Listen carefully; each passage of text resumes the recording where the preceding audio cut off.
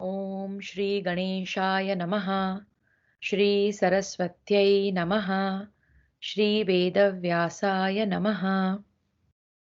नारायणं नमस्कृत्य नरं चैव नरोत्तमं देवीं सरस्वतीं व्यासं ततो जयमुदीरयेत्। चतुष्पञ्चाशदधिकद्विशततमोऽध्यायः। कर्ण के द्वारा सारी पृथ्वी पर दिग्विजय और हस्तिनापुर में उसका सत्कार। वैशंपायन उवाच। वैशंपायन जी कहते हैं, भरत श्रेष्ठ जन्मेजय। तदनंतर महाधनुर्धर कर्ण ने अपनी विशाल सेना के साथ जाकर राजा द्रुपद के रमणीय नगर को चारों ओर से घेर लिया। तो सबसे पहले द्रुपद के नगर पे, फिर महान युद्ध करके उसने वीर द्रुपद को अपने वश में कर लिया और उन्हें सोना चांदी भांति भांति के रत्न एवं कर देने के लिए विवश किया। नृपश्रेष्ठ महाराज जन्मेजय, इस प्रकार द्रुपद को जीतकर कर्ण ने उनके अनुयायी नरेशों को भी अपने अधीन कर लिया और उन सब से भी कर वसूल किया। तत्पश्चात उसने उत्तर दिशा में जाकर वहां के राजाओं को अपने वश में कर लिया। भगदत्त को जीतकर राधानंदन कर्ण शत्रुओं से युद्ध करता हुआ महान पर्वत हिमालय पर आरूढ़ हुआ। वहां से सब दिशाओं में जाकर उसने समस्त राजाओं को अपने अधीन कर लिया। हिमालय प्रदेश के समस्त भूपालों को जीतकर उनसे कर लिया। तदनंतर नेपाल देश में जो राजा थे उन पर भी विजय प्राप्त की। फिर हिमालय पर्वत से उतरकर उसने पूर्व दिशा की ओर धावा किया। अंग, वंग, कलिंग, शुंडिक, मिथिला, मगध और कर्कखंड, इन सब देशों को अपने राज्य में मिलाकर कर्ण ने आवशीर, योध्य और अहिक्षत्र देश को भी जीत लिया। इस प्रकार पूर्व दिशा पर विजय प्राप्त करके उसने वत्स भूमि में पदार्पण किया। वत्स भूमि को जीतकर कर्ण ने केवला, मृत्तिकावती, मोहन, पत्तन, त्रिपुरी तथा कोसला, इन सब देशों को अपने अधिकार में किया और सबसे कर लेकर दक्षिण दिशा की ओर प्रस्थान किया। दक्षिण दिशा में पहुंचकर कर्ण ने बड़े बड़े महारथियों को जीता। दक्षिणात्यों में रुक्मी के साथ कर्ण ने युद्ध किया। रुक्मी ने पहले तो बड़ा भयंकर युद्ध किया, फिर उसने सूतपुत्र कर्ण से कहा, राजेंद्र, मैं तुम्हारे बल और पराक्रम से बहुत प्रसन्न हूं, अतः तुम्हारे कार्य में विघ्न नहीं डालूंगा। थोड़ी देर युद्ध करके मैंने केवल क्षत्रिय धर्म का पालन किया है। तुम जितना सोना ले जाना चाहो उतना मैं प्रसन्नता पूर्वक दे रहा हूं। इस प्रकार रुक्मी से मिलकर कर्ण ने पांड्य देश तथा श्रीशैल की ओर प्रस्थान किया। उसने रणभूमि में केरल नरेश, राजा नील तथा वेणुदारी वेणुदारी पुत्र को हराया और दक्षिण दिशा में अन्य जितने प्रमुख भूपाल थे उन सबको जीतकर उनसे कर वसूल किया। इस प्रकार इसके बाद सूतपुत्र महाबली कर्ण ने चेदी देश में जाकर शिशुपाल के पुत्र को हराया और उसके पार्श्ववर्ती नरेशों को भी अपने अधीन कर लिया।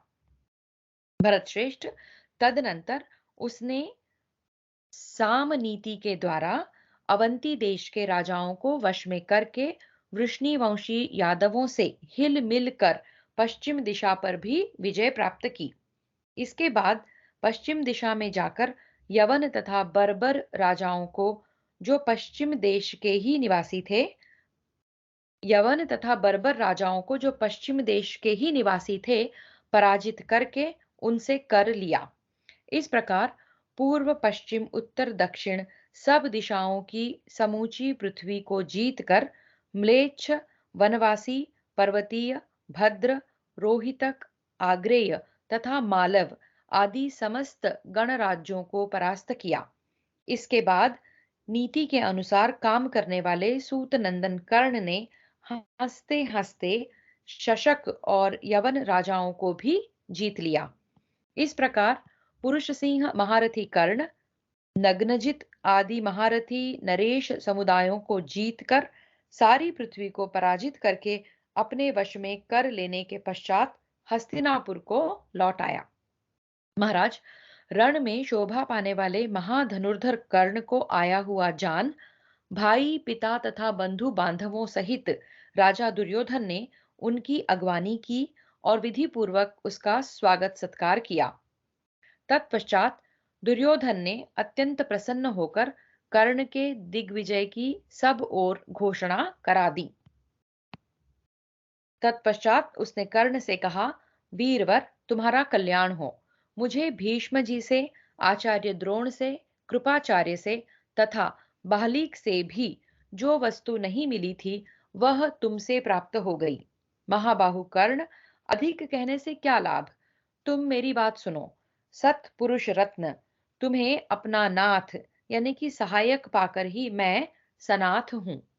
पुरुष सिंह, वे समस्त पांडव अथवा अन्य श्रेष्ठतम नरेश तुम्हारी 16वीं कला के बराबर भी नहीं हो सकते। महाधनुर्धर कर्ण, अब तुम मेरे पूज्य पिता धृतराष्ट्र तथा यशस्विनी माता गांधारी का उसी प्रकार दर्शन करो जैसे वज्रधारी इंद्र माता अदिति का दर्शन करते हैं। जन्मेजय, तदनंतर हस्तिनापुर नगर में सब ओर बड़ा भारी कोलाहल मच गया। अनेक प्रकार के हाहाकार सुनाई देने लगे। राजन, कोई तो कर्ण की प्रशंसा करते थे और दूसरे उसकी निंदा। अन्य कितने ही राजा निंदा और प्रशंसा कुछ भी न करके मौन थे। महाराज, इस प्रकार शस्त्रधारियों में श्रेष्ठ सूतपुत्र कर्ण ने पर्वत वन खुले स्थान समुद्र उद्यान ऊंचे नीचे देश पुर और नगर द्वीप और जलयुक्त प्रदेशों से युक्त सारी पृथ्वी को जीतकर थोड़े ही समय में समस्त राजाओं को वश में कर लिया और उनसे अटूट धनराशि लेकर वह राजा धृतराष्ट्र के समीप आया। शत्रुसूदन, जन्मेजय, धर्मज्ञ वीर कर्ण ने अंतःपुर में प्रवेश करके गांधारी सहित धृतराष्ट्र का दर्शन किया और पुत्र की भांति उसने उनके दोनों चरण पकड़ लिए। धृतराष्ट्र ने भी उसे प्रेम पूर्वक हृदय से लगाकर विदा किया। भारत, तब से राजा दुर्योधन तथा सुबल पुत्र शकुनी युद्ध में कर्ण द्वारा पांडवों को पराजित हुआ ही समझने लगे। इस प्रकार श्री महाभारत वन पर्व के अंतर्गत घोष यात्रा पर्व में कर्ण दिग्विजय संबंधी 254वां अध्याय पूरा हुआ। तो कर्ण ने चारों दिशाओं में सभी राजाओं को परास्त करके किसी को युद्ध से तो किसी को साम नीति से परास्त करके उनसे कर लिया और इससे दुर्योधन का मनोबल काफी बढ़ा और धृतराष्ट्र गांधारी सभी से उसको आदर सम्मान आशीर्वाद सब कुछ मिला। पंचाशदधिक द्विशततमोऽध्यायः। कर्ण और पुरोहित की सलाह से दुर्योधन की वैष्णव यज्ञ के लिए तैयारी। वैशंपायन उवाच। वैशंपायन जी कहते हैं, महाराज जन्मेजय, शत्रुवीरों का संहार करने वाले सूतपुत्र कर्ण ने सारी पृथ्वी को जीतकर दुर्योधन से इस प्रकार कहा। कर्ण उवाच। कर्ण बोला, कुरुनंदन दुर्योधन, मैं जो कहता हूं उसे सुनो। शत्रु दमन, मेरी बात सुनकर उसके अनुसार सब कुछ करो। वीर नृपश्रेष्ठ, आज सारी पृथ्वी तुम्हारे लिए निष्कंटक हो गई है। जैसे महामना इंद्र अपने शत्रुओं का संहार करके त्रिलोकी का पालन करते हैं, उसी प्रकार तुम भी इस पृथ्वी का पालन करो। वैशंपायन उवाच। वैशंपायन जी कहते हैं, जन्मेजय, कर्ण के ऐसा कहने पर राजा दुर्योधन ने पुनः उससे कहा, पुरुष श्रेष्ठ, जिसके सहायक तुम हो एवं जिस पर तुम्हारा अनुराग है, उसके लिए कुछ भी दुर्लभ नहीं है। तुम सदा मेरे हित के लिए उद्यत रहते हो। मेरा एक मनोरथ है जिसे यथार्थ रूप से बतलाता हूं, सुनो। सूतनंदन, पांडुपुत्र युधिष्ठिर के उस क्रतुश्रेष्ठ महान राजसूय यज्ञ को देखकर मेरे मन में भी उसे करने की इच्छा जाग उठी है। तुम इस इच्छा को पूर्ण करो। दुर्योधन की यह बात सुनकर कर्ण ने उससे यह कहा, नृपश्रेष्ठ, इस समय भूपाल तुम्हारे वश में है। कुरुकुल श्रेष्ठ, उत्तम ब्राह्मणों को बुलाओ और विधि पूर्वक यज्ञ की सामग्रियों तथा उपकरणों को जुटाओ। शत्रु दमन नरेश, तुम्हारे द्वारा आमंत्रित शास्त्रोक्त योग्यता से तुम्हारे द्वारा आमंत्रित शास्त्रोक्त शास्त्रोक्त योग्यता से संपन्न वेदज्ञ ऋत्विक विधि के अनुसार सब कार्य करें। भरत श्रेष्ठ, तुम्हारा महायज्ञ भी प्रचुर अन्न पान की सामग्री से युक्त और अत्यंत समृद्धिशाली गुणों से संपन्न हो। राजन, कर्ण के इस प्रकार अनुमोदन करने पर दुर्योधन ने अपने पुरोहित को बुलाकर यह बात कही। ब्राह्मण, आप मेरे लिए उत्तम दक्षिणाओं से युक्त क्रतुश्रेष्ठ राजसूय का यथोचित रीति से विधि पूर्वक अनुष्ठान करवाइए। नरेश्वर, राजा के इस प्रकार आदेश देने पर विप्रवर पुरोहित ने वहां आए हुए अन्य ब्राह्मणों के साथ इस प्रकार उत्तर दिया। कौरव श्रेष्ठ नृपशिरोमणे, राजा युधिष्ठिर के जीते आपके कुल में इस उत्तम क्रतु राजसूय का अनुष्ठान नहीं किया जा सकता। महाराज, अभी आपके दीर्घायु पिता धृतराष्ट्र भी जीवित हैं, इसलिए भी यह यज्ञ आपके लिए अनुकूल नहीं पड़ता। प्रभु, एक दूसरा महान यज्ञ है जो राजसूय की समानता रखता है। राजेंद्र, आप उसी के द्वारा भगवान का यजन कीजिए। इसके संबंध में मेरी यही बात सुनिए। पृथ्वीनाथ, ये जो सब भूपाल आपको कर देते हैं, इन्हें आज्ञा दीजिए ये लोग आपको सुवर्ण के बने हुए आभूषण तथा सुवर्ण कर के रूप में अर्पण करें। नृपश्रेष्ठ, उसी सुवर्ण से आप एक हल तैयार करवाइए। भारत, उसी हल से आपके यज्ञ मंडप की भूमि जोती जाए। नृपश्रेष्ठ, उस जोती हुई भूमि में ही उत्तम संस्कारों से संपन्न प्रचुर अन्नपान से युक्त और सबके लिए खुला हुआ यज्ञ यथोचित रूप से प्रारंभ किया जाए। यह मैंने आपको वैष्णव नामक यज्ञ बताया है, जिसका अनुष्ठान सत्पुरुषों के लिए सर्वथा उचित है। पुरातन पुरुष भगवान विष्णु के सिवा और किसी ने अब तक इस यज्ञ का अनुष्ठान नहीं किया है। यह महायज्ञ क्रतुश्रेष्ठ राजसूय से टक्कर लेने वाला है। भारत, हम लोगों को तो यही यज्ञ पसंद है और यही आपके लिए कल्याणकारी होगा। यह यज्ञ बिना किसी विघ्न बाधा के संपन्न हो जाता है, अतः तुम्हारी यह यज्ञ विषयक अभिलाषा भी इसी से सफल होगी। इसलिए महाबाहो, तुम्हारा यह यज्ञ आरंभ होना चाहिए। उन ब्राह्मणों के ऐसा कहने पर राजा दुर्योधन ने कर्ण, शकुनी तथा अपने भाइयों से इस प्रकार कहा। बंधुओं, मुझे तो इन ब्राह्मणों की सारी बातें रुचिकर जान पड़ती हैं, इसमें तनिक भी संशय नहीं है। यदि तुम लोगों को भी यह बात अच्छी लगे तो शीघ्र अपनी सम्मति प्रकट करो। यह सुनकर उन सब ने राजा से तथास्तु कहकर उसकी हां में हां मिला दी। तदनंतर राजा दुर्योधन ने काम में लगे हुए सब शिल्पियों को क्रमशः हल बनाने की आज्ञा दी। नृपश्रेष्ठ, राजा की आज्ञा पाकर सब शिल्पियों ने तदनुसार सारा कार्य क्रमशः संपन्न किया। इस प्रकार श्री महाभारत वन पर्व के अंतर्गत घोष यात्रा पर्व में दुर्योधन यज्ञ समारंभ विषयक 255वां अध्याय पूरा हुआ। तो यहाँ दुर्योधन ने कर्ण के दिग्विजय के बाद राजसूय यज्ञ करने की इच्छा प्रकट की। जब उसने पुरोहितों से मंत्रणा की तो बताया गया कि जब तक युधिष्ठिर जीवित हैं और इनके पिता धृतराष्ट्र भी हैं, तब तक दुर्योधन को राजसूय यज्ञ करने का अधिकार नहीं है। पर उसी के जैसा, उसी के बराबरी का एक वैष्णव यज्ञ होता है, वो दुर्योधन कर सकते हैं। और वैष्णव यज्ञ में सोने का एक हल बनाना है, उस हल से यज्ञ भूमि को जूत कर उसमें यज्ञ करना है, और उस यज्ञ की अब तैयारियां प्रारंभ हो गई हैं। षट्पञ्चाशदधिकद्विशततमोऽध्यायः। दुर्योधन के यज्ञ का आरंभ एवं समाप्ति। वैशंपायन उवाच।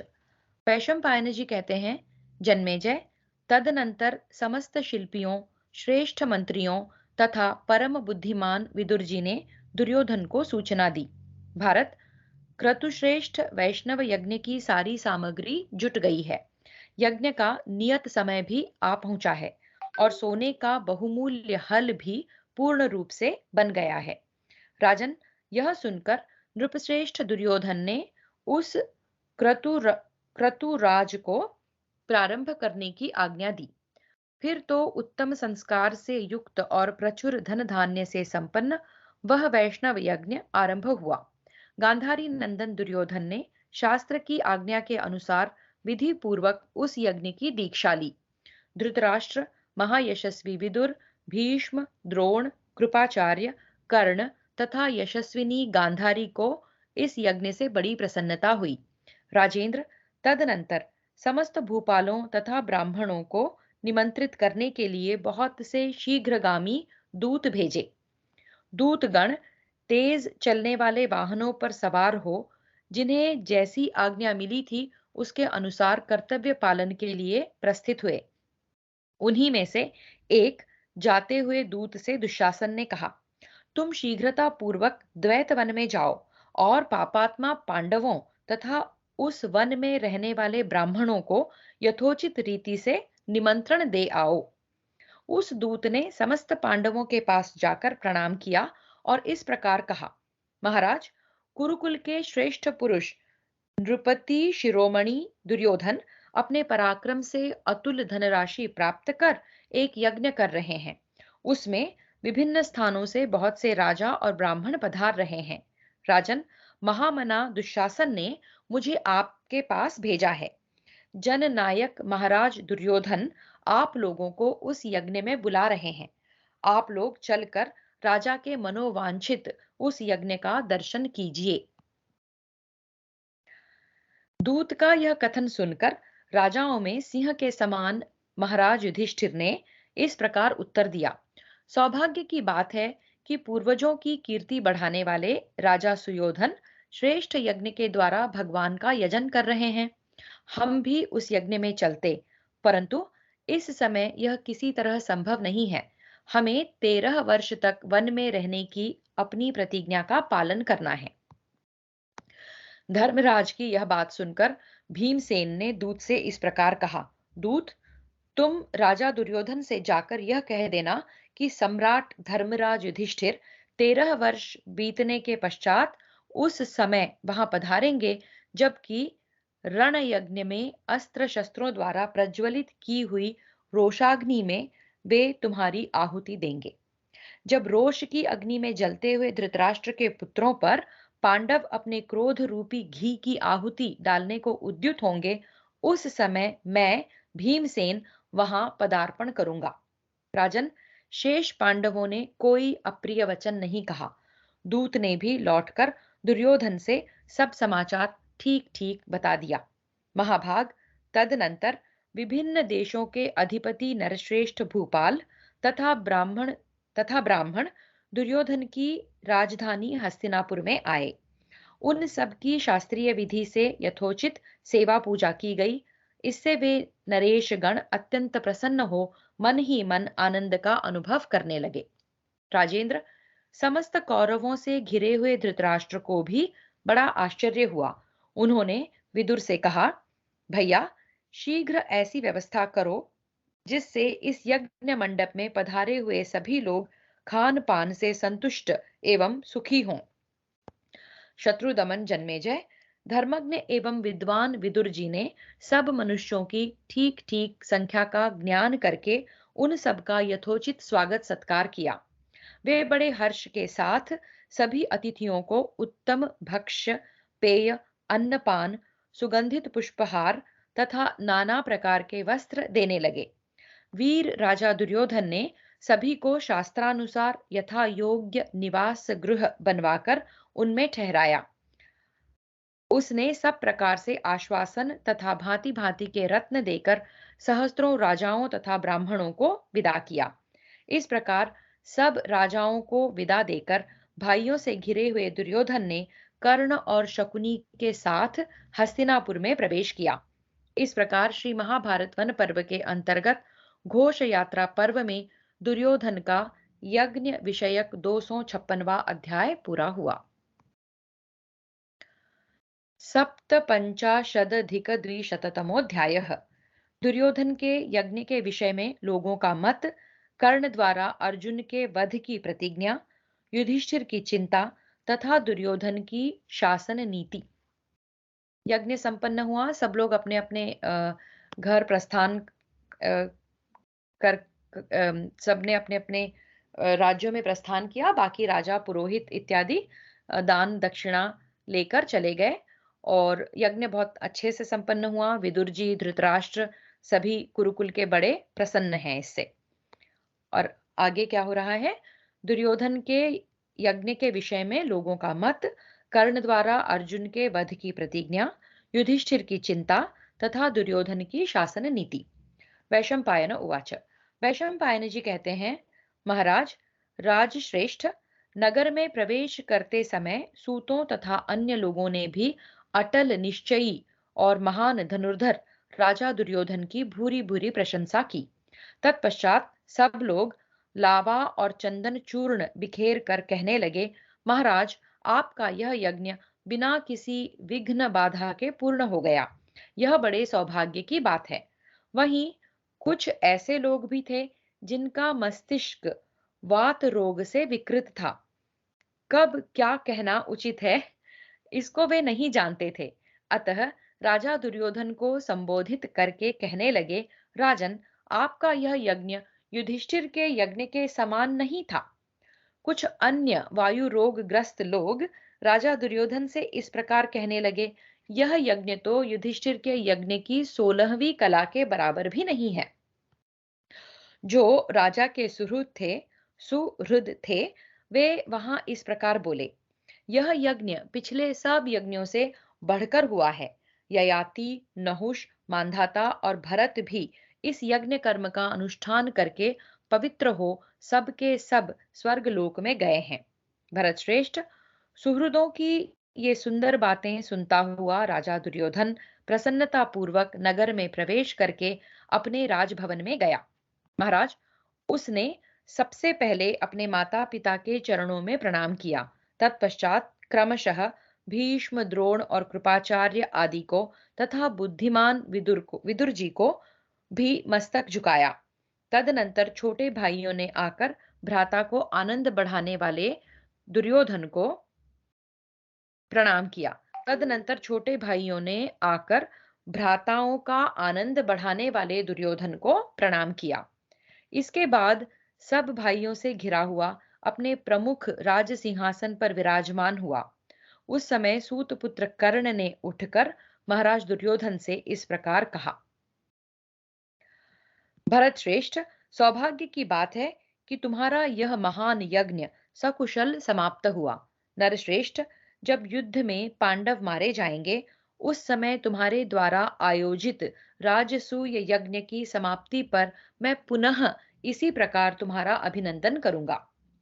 तब महायशस्वी महाराज दुर्योधन ने उससे इस प्रकार कहा, वीर, तुम्हारा यह कथन सत्य है। नरश्रेष्ठ, जब दुरात्मा पांडव मारे जाएंगे, उस समय महायज्ञ राजसूय के समाप्त होने पर तुम पुनः इसी प्रकार मेरा अभिनंदन करोगे। भरत कुलभूषण, महाराज, ऐसा कहकर दुर्योधन ने कर्ण को छाती से लगा लिया और क्रतुश्रेष्ठ राजसूय का चिंतन करने लगा। नृपश्रेष्ठ दुर्योधन ने अपने पास खड़े हुए कौरवों को संबोधित करके कहा, कुरुकुल के राजकुमारों, कब ऐसा समय आएगा जब मैं समस्त पांडवों को मारकर प्रचुर धन से संपन्न होने वाले उस क्रतुश्रेष्ठ राजसूय का अनुष्ठान करूंगा। उस समय कर्ण ने दुर्योधन से कहा, नृपश्रेष्ठ, मेरी यह प्रतिज्ञा सुन लो, जब तक अर्जुन मेरे हाथ से मारा नहीं जाता, तब तक मैं दूसरों से पैर नहीं धुलवाऊंगा, केवल जल से उत्पन्न पदार्थ नहीं खाऊंगा, केवल जल से उत्पन्न पदार्थ नहीं खाऊंगा और आसुर व्रत यानी कि क्रूरता आदि नहीं धारण करूंगा। किसी के भी कुछ मांगने पर नहीं है ऐसी बात नहीं कहूंगा। कर्ण की प्रतिज्ञा फिर से सुनते हैं। वो क्या कहता है कि जब तक वो अर्जुन को नहीं मारेगा, तब तक क्या क्या नहीं करेगा? जब तक अर्जुन मेरे हाथ से मारा नहीं जाता, तब तक मैं दूसरों से पैर नहीं धुलवाऊंगा, केवल जल से उत्पन्न पदार्थ नहीं खाऊंगा और क्रूरता आदि नहीं धारण करूंगा और किसी के भी कुछ मांगने पर नहीं है ऐसी बात नहीं कहूंगा। कर्ण के द्वारा युद्ध में अर्जुन के वध की प्रतिज्ञा करने पर महान धनुर्धर महारथी धृतराष्ट्र पुत्रों ने बड़े जोर से सिंहनाद किया। उस दिन से कौरव पांडवों को पराजित ही मानने लगे। राजेंद्र, तदनंतर जैसे देवराज इंद्र चैत्र रथ नामक उद्यान में प्रवेश करते हैं, उसी प्रकार श्रीमान राजा दुर्योधन ने उन नर पुंगवों को विदा करके अपने महल में प्रवेश किया। भारत, तदनंतर वे सभी महान महाधनुर्धर वीर अपने अपने भवन में चले गए। इधर महाधनुर्धर पांडव दूत के वाक्य से प्रेरित हो उसी विषय का चिंतन करते हुए कभी चैन नहीं पाते थे। महाराज, फिर उन्होंने गुप्तचरों द्वारा वह समाचार भी प्राप्त कर लिया जिसमें अर्जुन के वध के लिए सूतपुत्र कर्ण की प्रतिज्ञा दोहराई गई थी। राजन, यह सब सुनकर धर्मपुत्र युधिष्ठिर उद्विग्न हो उठे। वे विचारने लगे, कर्ण का कवच अभेद्य है और उसका पराक्रम भी अद्भुत है। यह मानकर तथा वन के क्लेशों का स्मरण करके उन्हें शांति नहीं प्राप्त होती थी। इस प्रकार चिंता से घिरे हुए महात्मा युधिष्ठिर के मन में यह विचार उत्पन्न हुआ कि अनेक प्रकार के सर्पों तथा मृगों से भरे हुए इस द्वैत वन को छोड़कर हम कहीं अन्यत्र चले चलें। इधर राजा दुर्योधन भी अपने वीर भाइयों के साथ रहकर भीष्म, द्रोण, कृपाचार्य, युद्ध में शोभा पाने वाले सूतपुत्र कर्ण तथा द्यूत कुशल शकुनी से मिलकर निरंतर प्रसन्नता का अनुभव करता हुआ इस पृथ्वी का शासन करने लगा। दुर्योधन सदा अपने अधीन रहने वाले राजाओं का प्रिय करने लगा और प्रचुर दक्षिणा वाले यज्ञों द्वारा श्रेष्ठ ब्राह्मणों का भी स्वागत सत्कार करता रहा। राजन, शत्रुओं को संताप देने वाला वीर दुर्योधन निरंतर अपने भाइयों का प्रिय कार्य किया करता था। धन के दो ही फल हैं, दान और भोग। ऐसा मन ही मन निश्चय करके वह इन्हीं में धन का उपयोग करता था। इस प्रकार श्री महाभारत वन पर्व के अंतर्गत घोष यात्रा पर्व में युधिष्ठिर की चिंता से संबंध रखने वाला 257वां अध्याय पूरा हुआ। तो कौरव भी जो है, जब पांडव वन में थे तो कौरव वहां क्या कर रहे थे, ये प्रश्न हमारे मन में आता था। तो उसका थोड़ा सा खुलासा आज हुआ कि दुर्योधन ने सुंदर सा यज्ञ किया और वाहवाही पाई, कृष्ण ने दिग्विजय किया और वे भी युद्ध के लिए अपने आप को सुसज्जित कर रहे हैं। मृग स्वप्नोद्भव पर्व अष्टपंचाशदधिकशततमोऽध्यायः। पांडवों का काम्यक वन में गमन। जन्मेजय उवाच। जन्मेजय ने पूछा, दुर्योधन को गंधर्वों के बंधन से छुड़ाकर महाबली पांडवों ने उस वन में कौन सा कार्य किया, यह मुझे बताने की कृपा करें। वैशंपायन उवाच। वैशंपायन जी ने कहा, तदनंतर एक रात में जब कुंती नंदन युधिष्ठिर सो रहे थे, स्वप्न में द्वैत वन के सिंह, बाघ आदि हिंस्र पशुओं ने उन्हें दर्शन दिया। उन सबके कंठ आंसुओं से रुंधे गए थे। वे थरथर कांपते हुए हाथ जोड़कर खड़े थे। महाराज युधिष्ठिर ने उनसे पूछा, आप लोग कौन हैं, क्या चाहते हैं, आपकी क्या इच्छा है, बताइए। यशस्वी पांडव कुंती नंदन युधिष्ठिर के इस प्रकार पूछने पर मरने से बचे हुए हिंसक पशुओं ने उनसे कहा, भारत, हम द्वैत वन के पशु हैं। आप लोगों के मारने से हमारी इतनी ही संख्या शेष रह गई है। महाराज, हमारा सर्वथा संहार न हो जाए, इसके लिए आप अपना निवास स्थान बदल दीजिए। आपके सभी भाई शूरवीर एवं अस्त्र विद्या के पंडित हैं। इन्होंने हम वनवासी हिंसक पशुओं के कुलों को थोड़ी ही संख्या में जीवित छोड़ा है। महामते, हम सिंह, बाघ आदि पशु थोड़ी सी संख्या में अपने वंश के बीज मात्र शेष रह गए हैं। महाराज युधिष्ठिर, आपकी कृपा से हमारे वंश की वृद्धि हो, यही हम निवेदन करते हैं। वे सिंह बाघ आदि पशु त्रस्त होकर थरथर कांप रहे थे और बीज मात्र ही शेष रह गए थे। उनकी यह दयनीय दशा देखकर धर्मराज युधिष्ठिर अत्यंत दुख से व्याकुल हो गए। समस्त प्राणियों के हित में तत्पर होने वाले राजा युधिष्ठिर ने उनसे कहा, बहुत अच्छा, तुम लोग जैसा कहते हो वैसा ही करूंगा। इस प्रकार रात बीतने पर जब सवेरे उनकी नींद खुली, तब वे नृपति शिरोमणि हिंसक पशुओं के प्रति दया भाव से द्रवित हो अपने सब भाइयों से बोले, बंधुओं, रात को सपने में मरने से बचे हुए इन वन के पशुओं ने मुझसे कहा है, राजन, आपका भला हो, हम अपनी वंश परंपरा को एक एक तंतु मात्र फिर से देखते हैं। हम अपनी वंश परंपरा के एक एक तंतु मात्र शेष रह गए हैं। अब हम लोगों पर दया कीजिए। मेरी समझ में वे पशु ठीक कहते हैं। हम लोगों को वनवासी हिंस्र जीवों पर भी दया करनी चाहिए। अब तक हम लोगों को इस द्वैत वन में रहते हुए 1 वर्ष 8 महीने बीत चुके हैं। अतः अब हम पुनः असंख्य मृगों से युक्त रमणीय तथा उत्तम काम्यक वन में तृणबिंदु नामक सरोवर के पास चलें। काम्यक वन मरुभूमि के शीर्षक स्थान में पड़ता है। वहीं विहार करते हुए हम वनवास के शेष दिन सुखपूर्वक बिताएंगे। राजन, तदनंतर उन धर्मज्ञ पांडवों ने वहां रहने वाले ब्राह्मणों के साथ शीघ्र ही उस वन से प्रस्थान कर दिया। इंद्रसेन आदि सेवक भी उस समय उन्हीं के साथ चल दिए। वे सब लोग उत्तम अन्न और पवित्र जल की सुविधा से संपन्न तथा सदा चालू रहने वाले मार्गों से यात्रा करते हुए पुण्य एवं बेह पुण्य एवं बहुतेरे तपस्वी जनों से युक्त काम्यक वन के आश्रम में पहुंचकर वहां की शोभा देखने लगे।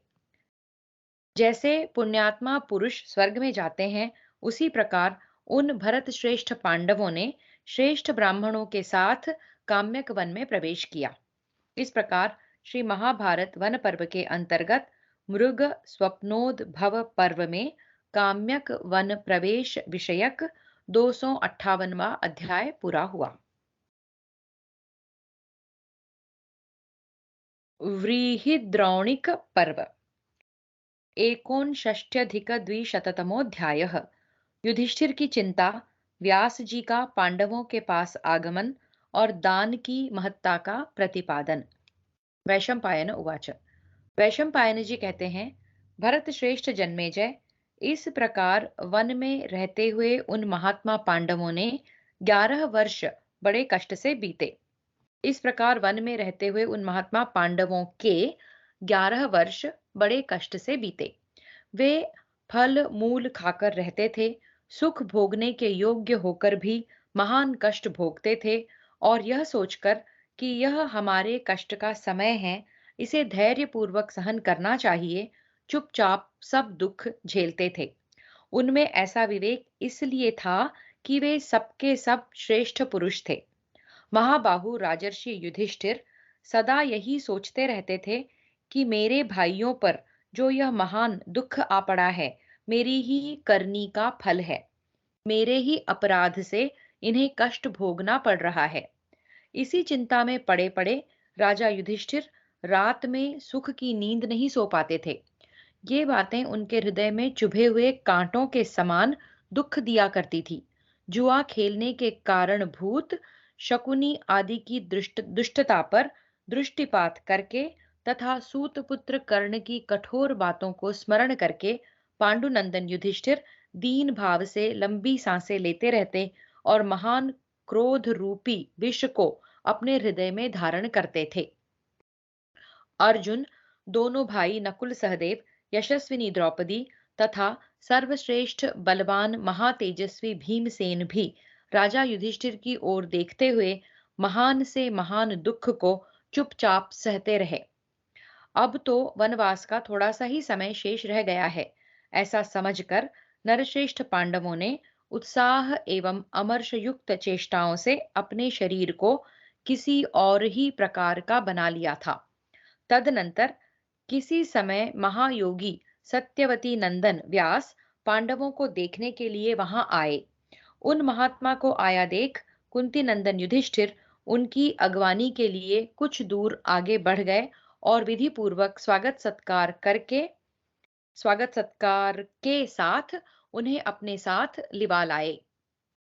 जब वे आसन पर बैठ गए, तब पांडवों का आनंद बढ़ाने वाले युधिष्ठिर अपनी इंद्रियों को संयम में रखते हुए सेवा की इच्छा से व्यास जी के पास ही बैठ गए और उनके चरणों में प्रणाम करके उन्होंने महर्षि को संतुष्ट किया।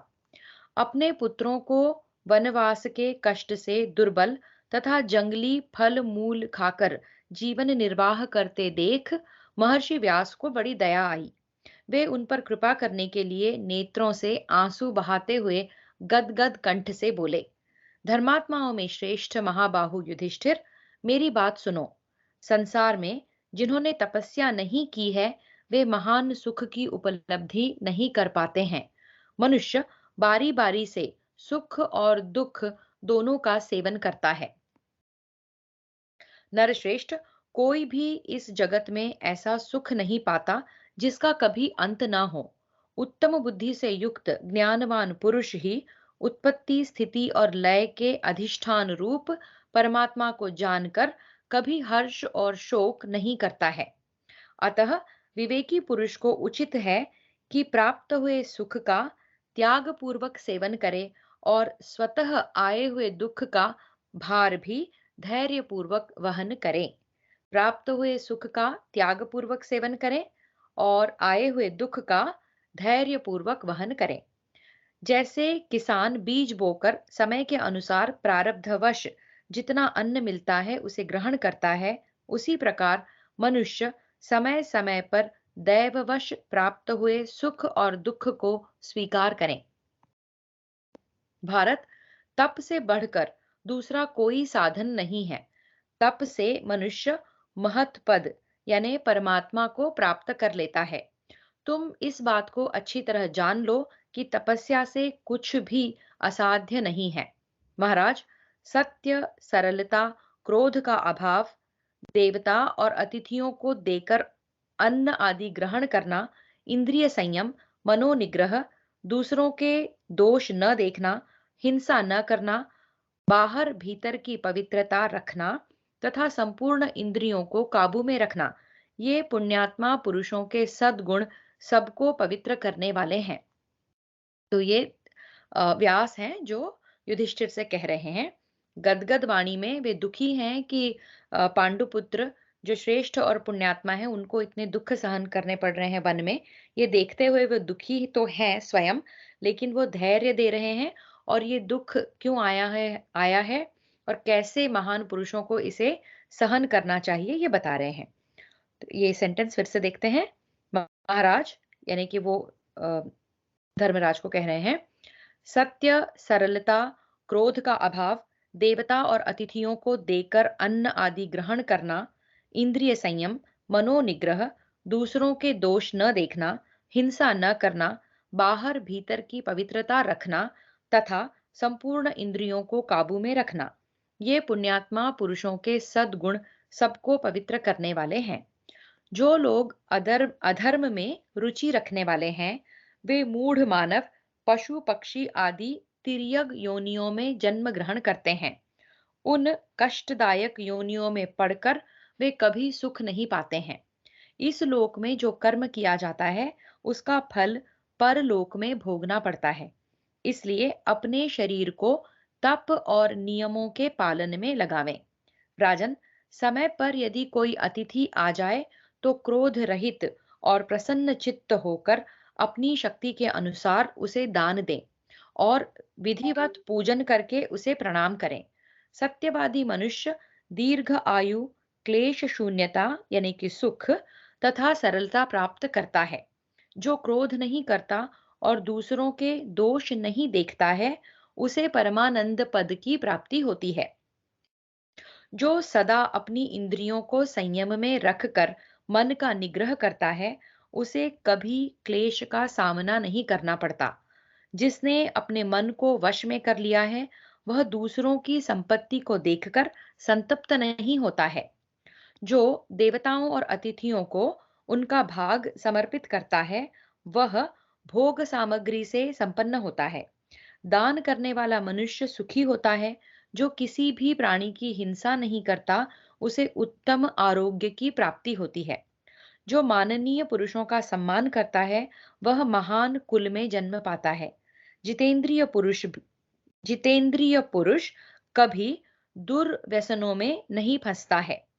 उसे इस लोक और परलोक में भी अत्यंत सुख की प्राप्ति होती है। जिसकी बुद्धि शुभ में ही आसक्त होती है, वह मनुष्य मृत्यु को प्राप्त होने पर उस शुभ के संयोग से कल्याण बुद्धि होकर ही उत्पन्न होता है। युधिष्ठिर उवाच। युधिष्ठिर ने पूछा, भगवन महामुने, दान धर्म एवं तपस्या, इनमें से किसका फल परलोक में अधिक माना गया है, और इन दोनों में कौन दुष्कर बताया जाता है? व्यास उवाच। व्यास जी ने कहा, तात, दान से बढ़कर दुष्कर कार्य इस पृथ्वी पर दूसरा कोई नहीं है। लोगों को धन का लोभ अधिक होता है, और धन मिलता भी बड़े कष्ट से है। महामते, कितने ही साहसी मनुष्य रत्नों के लिए अपने प्यारे प्राणों का मोह छोड़कर समुद्र में गोते लगाते हैं, और धन के लिए घोर जंगलों में भटकते फिरते हैं। कुछ मनुष्य कृषि तथा गोरक्षा को अपनी जीविका का साधन बनाते हैं। कुछ लोग धन की इच्छा से नौकरी करने के लिए दूर निकल जाते हैं। अतः दुख सहकर कमाए हुए धन का परित्याग करना अत्यंत कठिन है। दान से बढ़कर दूसरा कोई दुष्कर कार्य नहीं है। इसलिए मेरे मत में दान ही सर्वश्रेष्ठ है। यहाँ विशेष बात यह जाननी चाहिए कि मनुष्य न्याय से कमाए गए धन को उत्तम देश, काल और पात्र का विचार करते हुए श्रेष्ठ पुरुषों को दे। तो दान कैसे कमाई हुई वस्तु का होना चाहिए, और कि कहाँ देना चाहिए, और पात्र कैसे चूज करना चाहिए, सारा कहा है यहाँ। यहाँ विशेष बात यह जाननी चाहिए कि मनुष्य न्याय से कमाए गए धन को उत्तम देश, काल और पात्र का विचार करते हुए श्रेष्ठ पुरुषों को दें। अन्याय से प्राप्त किए हुए धन के द्वारा जो दान धर्म किया जाता है, वह कर्ता की महान भय से रक्षा नहीं कर पाता। युधिष्ठिर, यदि विशुद्ध मन से उत्तम समय पर सत्पात्र को थोड़ा सा भी दान दिया गया हो, तो वह परलोक में अनंत फल देने वाला माना गया है। इस विषय में जानकर लोग इस पुराने इतिहास का उदाहरण दिया करते हैं कि मुद्गल ऋषि ने एक द्रोण दान का दान करके महान फल प्राप्त किया था।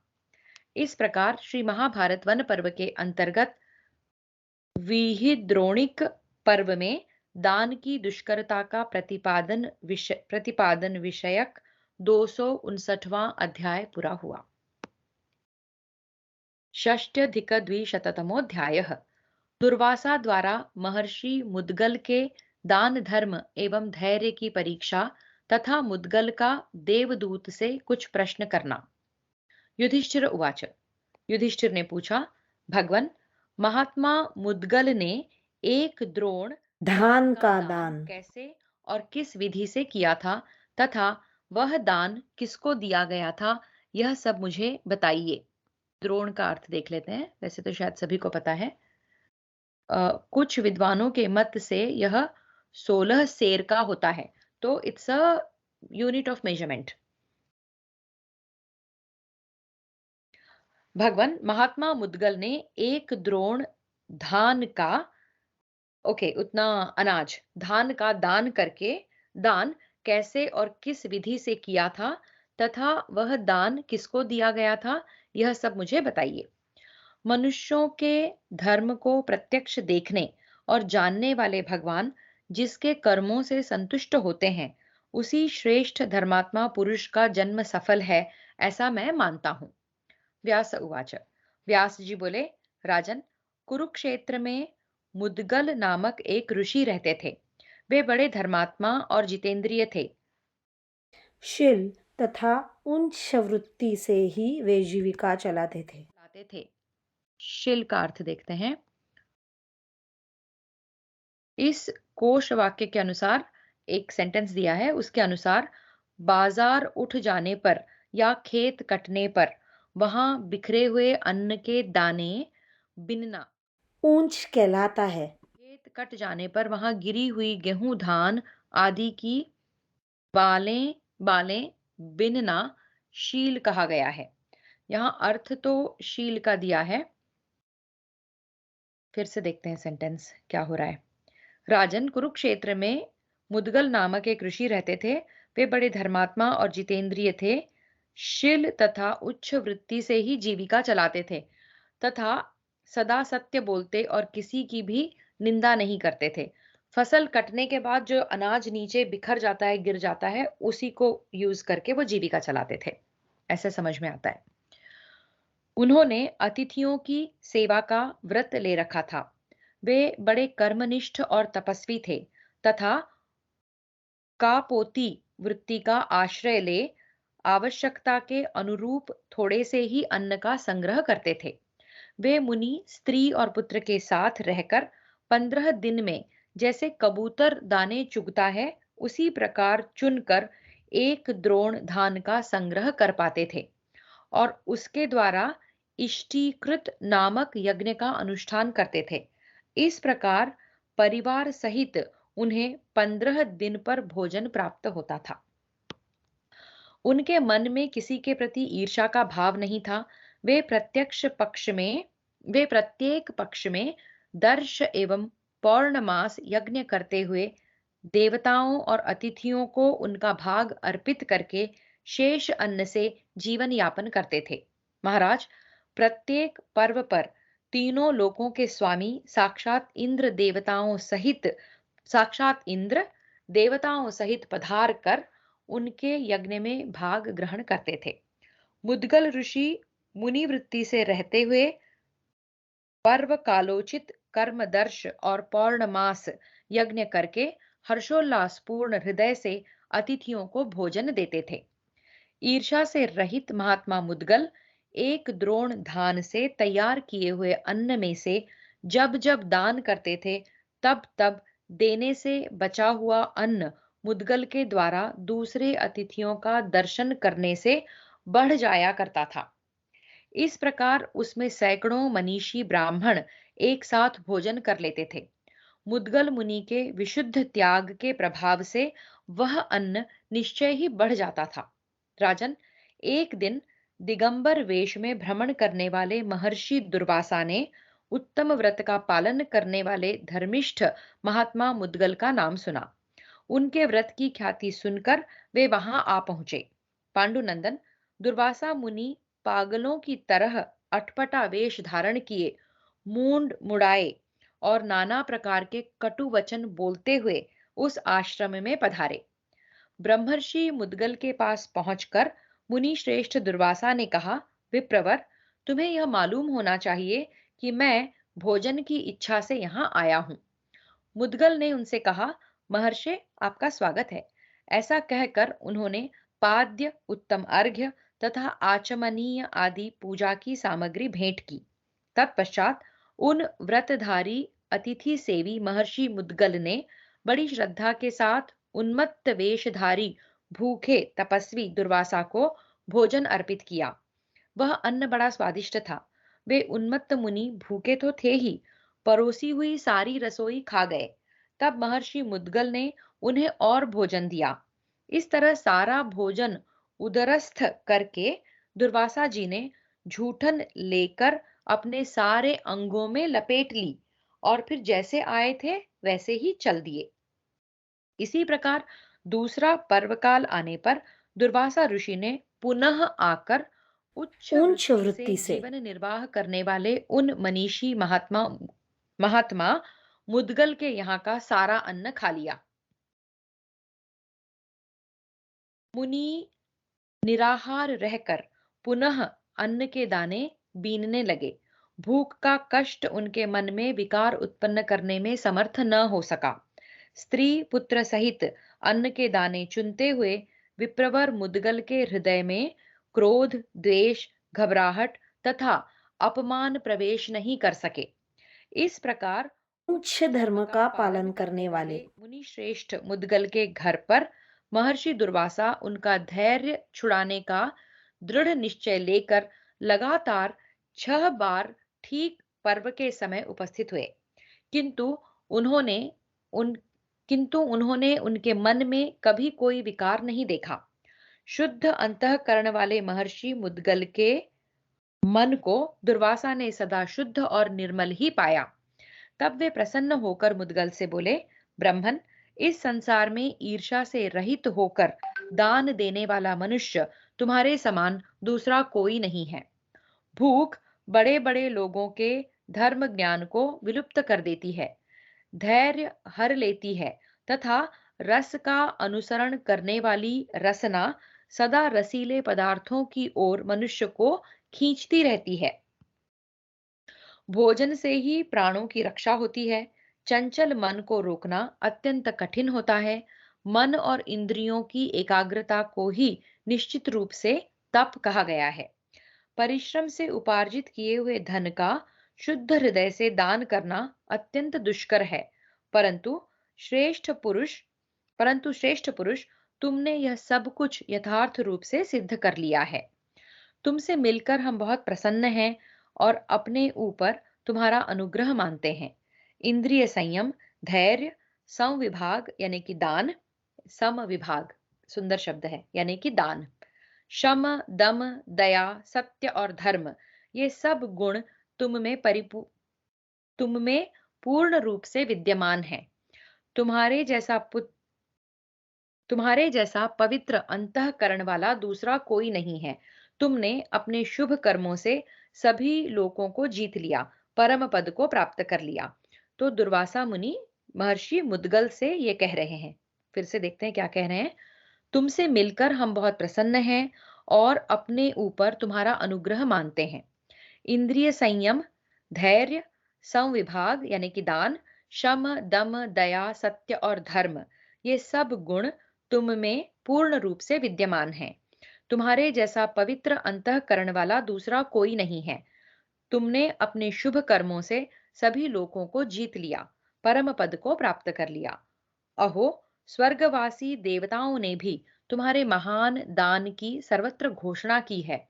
उत्तम व्रत का पालन करने वाले महर्षि, तुम सदेह स्वर्गलोक को जाओगे। दुर्वासा मुनि इस प्रकार कह ही रहे थे कि एक देवदूत विमान के साथ मुदगल ऋषि के पास आ पहुंचा। उस विमान में हंस एवं सारस जुटे हुए थे। क्षुद्र घंटिकाओं की जाली से उसे सुसज्जित किया गया था तथा उससे दिव्य सुगंध फैल रही थी। वह विमान देखने में बड़ा विचित्र और इच्छानुसार चलने वाला था। देवदूत ने ब्रह्मर्षि मुदगल से कहा, मुने, यह विमान आपको शुभ कर्मों से प्राप्त हुआ है। इस पर बैठिए, आप परम सिद्धि प्राप्त कर चुके हैं। देवदूत के ऐसा कहने पर महर्षि मुदगल ने उनसे कहा, देवदूत, मैं तुम्हारे मुख से स्वर्गवासियों के गुण सुनना चाहता हूँ। वहां रहने वालों में कौन कौन से गुण होते हैं, कैसी तपस्या होती है और उनका निश्चित विचार कैसा होता है। स्वर्ग में क्या सुख है और वहां क्या दोष है। प्रभो, सत्पुरुषों में 7 पग एक साथ चलने से ही मित्रता हो जाती है।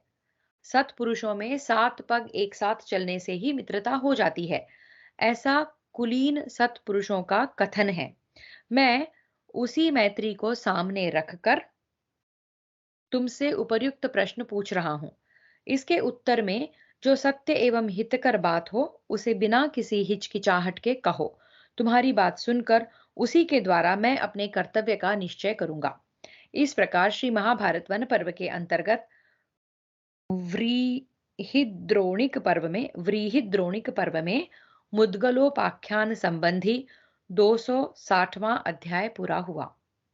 तो यहाँ मुद्गल ऋषि, जो देवदूत उनको स्वर्ग से विमान लेकर आए हैं स्वर्ग में बुलाने के लिए, वो स्वर्गवासियों के गुणों का वर्णन सुनना चाहते हैं पहले देवदूतों से, फिर वो निश्चय करेंगे कि उन्हें वहां जाना है क्या। एकषष्ट्यधिकद्विशततमोऽध्यायः।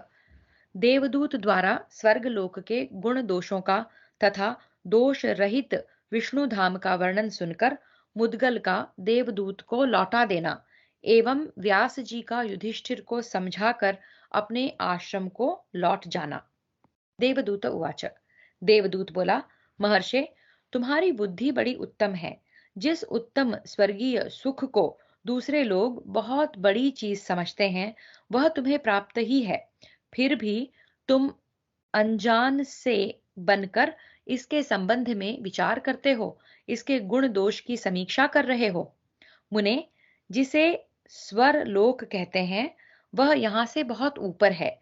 वहां पहुंचने के लिए ऊपर को जाया जाता है, इसलिए उसका नाम ऊर्ध्वग भी है। वहां जाने के लिए जो मार्ग है वह बहुत उत्तम है। वहां के लोग सदा विमानों पर विचरा करते हैं। मुद्गल, जिन्होंने तपस्या नहीं की है, बड़े बड़े यज्ञों द्वारा यजन नहीं किया है तथा जो असत्यवादी एवं नास्तिक हैं, वे उस लोक में नहीं जा पाते। ब्राह्मण, धर्मात्मा, मन को वश में रखने वाले, शम दम से संपन्न, ईर्षा रहित, दान धर्म परायण तथा युद्ध काल में प्रसिद्ध शूरवीर मनुष्य ही वहां सब धर्मों में श्रेष्ठ इंद्रिय संयम और मनोनिग्रह रूपी योग को अपनाकर सत्पुरुषों द्वारा सेवित पुण्यवानों के लोकों में जाते हैं। ये क्वालिफिकेशन लगती है स्वर्ग में जाने के लिए। मुद्गल, वहां देवता, साध्य, विश्वेदेव, महर्षिगण, याम, धाम, गंधर्व तथा अप्सरा, इन सब देव समूहों के अलग अलग अनेक प्रकाशमान लोक हैं, जो इच्छानुसार प्राप्त होने वाले भोगों से संपन्न, तेजस्वी तथा मंगलकारी हैं। स्वर्ग में 33,000 योजन का सुवर्ण में एक बहुत ऊंचा पर्वत है, जो मेरुगिरी के नाम से विख्यात है। मुद्गल, वहीं देवताओं के नंदन आदि पवित्र उद्यान तथा पुण्यात्मा पुरुषों के विहार स्थल हैं। वहां किसी को भूख प्यास नहीं लगती, मन में कभी ग्लानि नहीं होती, गर्मी और जाड़े का कष्ट भी नहीं होता और न कोई भय ही होता है। वहां कोई भी वस्तु ऐसी नहीं है जो घृणा करने योग्य एवं अशुभ हो। वहां सब ओर मनोरम सुगंध, सुखदायक स्पर्श तथा कानों और मन को प्रिय लगने वाले मधुर शब्द सुनने में आते हैं। मुने, स्वर्गलोक में न शोक होता है न बुढ़ापा। वहां थकावट तथा करुणाजनक विलाप भी श्रवण गोचर नहीं होते। महर्षे, स्वर्गलोक ऐसा ही है। अपने सत्कर्मों के फल रूप ही उसकी प्राप्ति होती है। मनुष्य वहां अपने किए हुए पुण्य कर्मों से ही रह पाते हैं। मुद्गल, स्वर्गवासियों के शरीर में तेजस तत्व की प्रधानता होती है। वे शरीर पुण्य कर्मों से ही उपलब्ध हो सॉरी वे शरीर पुण्य कर्मों से ही उपलब्ध होते हैं। माता पिता के रजोवीर्य से उनकी उत्पत्ति नहीं होती है। उन शरीरों में कभी पसीना नहीं निकलता, दुर्गंध नहीं आती तथा मलमूत्र का भी अभाव होता है। मुने, उनके कपड़ों में भी कभी मैल नहीं बैठती है। स्वर्गवासियों की जो दिव्य कुसुमों की मालाएं होती हैं, वे कभी कुम्हलाती नहीं हैं। उनसे निरंतर दिव्य सुगंध फैलती रहती है तथा वे देखने में भी बड़ी मनोरम होती हैं। ब्राह्मण, स्वर्ग के सभी निवासी ऐसे ही विमानों में संपन्न होते हैं ऐसे ही विमानों से संपन्न होते हैं। महामुने, जो अपने सत्कर्मों द्वारा स्वर्ग लोक पर विजय पा चुके हैं, वे वहां बड़े सुख से जीवन बिताते हैं। उनमें किसी के प्रति ईर्ष्या नहीं होती, वे कभी शोक तथा थकावट का अनुभव नहीं करते एवं मोह तथा मात्सर्य यानी कि द्वेष भाव से सदा दूर रहते हैं। मुनि श्रेष्ठ, देवताओं के जो पूर्वोक्त प्रकार के लोक हैं, उन सब से ऊपर अन्य कितने ही विविध गुण संपन्न दिव्य लोक हैं। उन सब से ऊपर ब्रह्मा जी के लोक हैं, जो अत्यंत तेजस्वी एवं मंगलकारी हैं। ब्रह्मन वहां अपने शुभ कर्मों से पवित्र ऋषि मुनि जाते हैं। वहीं रुभु नामक दूसरे देवता रहते हैं, जो देवगणों के भी आराध्य देव हैं। देवताओं के लोकों से उनका स्थान उत्कृष्ट है। देवता लोग भी यज्ञों द्वारा उनका यजन करते हैं। उनके उत्तम लोक स्वयं प्रकाश, तेजस्वी और संपूर्ण कामनाओं की पूर्ति करने वाले हैं। उन्हें स्त्रियों के लिए संताप नहीं होता। लोकों के ऐश्वर्य के लिए उनके मन में कभी ईर्ष्या नहीं होती। वे देवताओं की तरह आहुतियों से जीविका नहीं चलाते। उन्हें अमृत पीने की आवश्यकता नहीं होती। उनके शरीर दिव्य ज्योतिर्मय हैं। उनकी कोई विशेष आकृति नहीं होती। वे सुख में प्रतिष्ठित हैं, परंतु सुख की कामना नहीं रखते। वे देवताओं के भी देवता और सनातन हैं। कल्प का अंत होने पर भी उनकी स्थिति में कोई परिवर्तन नहीं होता। वे ज्यों के त्यों बने रहते हैं। मुने, उनमें जरा मृत्यु की संभावना तो हो ही नहीं सकती। जरा यानी ओल्ड एज। उनमें जरा मृत्यु की संभावना तो हो ही कैसे सकती है। हर्ष, प्रीति तथा सुख आदि विकारों का भी उनमें सर्वथा अभाव ही है। ऐसी स्थिति में उनके भीतर दुख, सुख तथा राग द्वेषादि कैसे रह सकते हैं। मौद्गल्य, स्वर्गवासी देवता भी उस रुभु नामक देवताओं की परम गति को प्राप्त करने की इच्छा रखते हैं। वह परासिद्धि की अवस्था है, जो अत्यंत दुर्लभ है। विषय भोगों की इच्छा रखने वाले लोगों की वहां तक पहुंच नहीं होती। ये जो 33 देवता हैं, उन्हीं के लोकों को मनीषी पुरुष उत्तम नियमों के आचरण से अथवा विधि पूर्वक दिए हुए दानों से प्राप्त करते हैं। ब्राह्मण, तुमने अपने दान के प्रभाव से अनायास ही वह स्वर्गीय सुख संपत्ति प्राप्त कर ली है। अपनी तपस्या के तेज से देदीप्यमान होकर अब तुम अपने पुण्य से प्राप्त हुए उस दिव्य वैभव का उपभोग करो। विप्रवर, यही स्वर्ग का सुख है और ऐसे ही वहां भांति भांति के लोक हैं। यहाँ तक मैंने तुम्हें स्वर्ग के गुण बताए हैं। अब वहां के दोष भी मुझसे सुन लो। अपने किए हुए सत्कर्मों का जो फल होता है, वही स्वर्ग में भोगा जाता है। वहां कोई नया कर्म नहीं किया जाता। अपना पुण्य रूप मूल धन गंवाने से ही वहां के भोग प्राप्त होते हैं। मुद्गल, स्वर्ग में सबसे बड़ा दोष मुझे यह जान पड़ता है कि कर्मों का भोग समाप्त होने पर एक दिन वहां से पतन हो जाती है। जिनका मन सुख भोगने में लगा हुआ है, उनको सहसा पतन कितना दुखदाई होता है। स्वर्ग में स्वर्ग में भी जो लोग नीचे के स्थान में स्थित हैं, उन्हें अपने से ऊपर के लोकों की समुज्वल श्री संपत्ति देखकर जो असंतोष और संताप होता है, उसका वर्णन करना अत्यंत कठिन है। स्वर्गलोक से गिरते समय वहां के निवासियों की चेतना लुप्त हो जाती है। रजोगुण के आक्रमण से उनकी बुद्धि बिगड़ जाती है। पहले उनके गले की मालाएं कुम्हला जाती हैं। इससे उन्हें पतन की सूचना मिल जाने से उनके मन में बड़ा भारी भय समा जाता है। मौद्गल्य, ब्रह्मलोक पर्यंत जितने लोक हैं, उन सब में ये भयंकर दोष देखे जाते हैं।